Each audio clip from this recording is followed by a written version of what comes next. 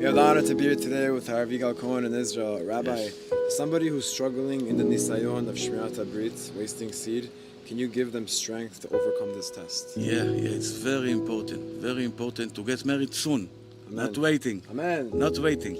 And until you're gonna marry, all the parnasa depends on this mitzvah.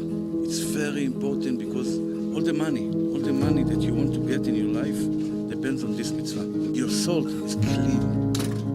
Your soul is clean. When you chas v'shalom make mistakes with these kind of things, your soul it's not quiet, you know? Every time you feel something bad inside yourself. If you want to feel clean, if you want to be quiet, if you want to connect to Kadosh Baruch Hu, if you want your money gonna be Bezrat Hashem, big time. Just Tzedakah big time. give tzedakah, of course, but keep your mitzvot, keep your brit, and Bezrat Hashem, God gonna give